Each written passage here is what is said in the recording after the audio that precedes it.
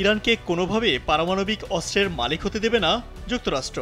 কিন্তু সবথেকে অবাক করা তথ্য হলো এই যুক্তরাষ্ট্রের হাত ধরেই শুরু হয়েছিল ইরানের পরমাণু কর্মসূচি। কিন্তু কিভাবে, কেনই বা যুক্তরাষ্ট্র সম্পূর্ণ 180 ডিগ্রি ঘুরে সেই ইরানের পরমাণু স্থাপনায় হামলা করল? 1955 সালে যুক্তরাষ্ট্র একটি কর্মসূচি হাতে নেয়, যার উদ্দেশ্য উন্নয়নশীল দেশগুলোর কাছে সীমিত পরিমাণ বিভাজনযোগ্য পদার্থ রপ্তানির অনুমতি দেয়া এবং পারমাণবিক চুল্লি নির্মাণে সহায়তা করা। এই কর্মসূচির প্রথম উপকারভোগী ছিল ভারত। এরপর একে একে দক্ষিণ আফ্রিকা, ইসরায়েল, তুরস্ক, Pakistan, Portugal, Greece, Spain, Argentina, Brazil এবং ইরান এই দেশগুলো যুক্তরাষ্ট্রের পারমাণবিক সহায়তা পেতে শুরু করে। 1957 সালের 5ই মার্চ যুক্তরাষ্ট্র ও ইরানের মধ্যে একটি পারমাণবিক সহযোগিতা চুক্তি স্বাক্ষরিত হয়। তখন ইরান শাসন করছিলেন শাহ মোহাম্মদ রেজা পাহলভি।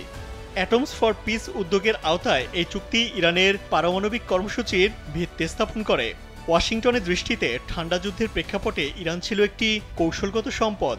তৎকালীন সংরক্ষিত নথিপত্র অনুযায়ী নিরপেক্ষ অবস্থানে থাকা ইরানকে সোভিয়েত ইউনিয়নের বিরুদ্ধে প্রতিরোধ কৌশলের মূল ভিত্তি হিসেবে দেখা হতো এবং অ্যাটমস ফর পিস কর্মসূচি ইরানকে পশ্চিমা জোটের প্রতি অনুগত রাখার একটি উপায়ও ছিল।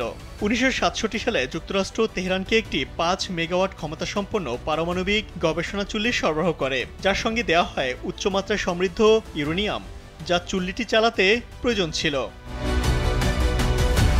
3 বছর পর অর্থাৎ 1970 সালে ইরান পারমাণবিক অস্ত্র বিস্তার রোধ চুক্তি অনুমোদন করে। এই চুক্তির মাধ্যমে ইরান প্রতিশ্রুতি দেয় যে তারা পারমাণবিক অস্ত্র অর্জন বা উন্নয়নের চেষ্টা করবে না।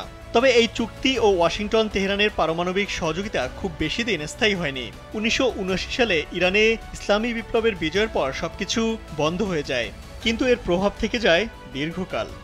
যদিও প্রথম দিকে আয়াতুল্লাহ রুহুল্লাহ খোমেনির নেতৃত্বাধীন নতুন ইসলামী সরকার শাহের পারমাণবিক প্রকল্পগুলো সরাসরি প্রত্যাখ্যান করে, সে সময় এই খাতে প্রশিক্ষণপ্রাপ্ত বহু অধ্যাপক দেশ ছেড়ে পালিয়েও যান। তবে সময়ের সঙ্গে সঙ্গে ইসলামী বিপ্লবের নেতৃত্ব বুঝতে পারে পারমাণবিক প্রযুক্তির কৌশলগত গুরুত্ব। তারা শুধু দেশত্যাগী বিশেষজ্ঞদের ফিরিয়ে আনার চেষ্টাই করেনি, বরং নিজস্ব গোপন পারমাণবিক কর্মসূচি শুরুও করে। বিশ্বজুড়ে আন্তর্জাতিক রাজনীতির খেলায় যুক্তরাষ্ট্র বরাবরই পক্ষপাতের ভূমিকায় থেকেছে। ইসরায়েল গোপনে গোপনে পারমাণবিক বোমা তৈরি করে ফেলল, কিন্তু তা দেখেও চোখ বন্ধ করে রেখেছিল যুক্তরাষ্ট্র। অন্যদিকে ইরানের বেলায় সম্পূর্ণ ভিন্ন চরিত্র দেখা যায় যুক্তরাষ্ট্রসহ পশ্চিমাদের।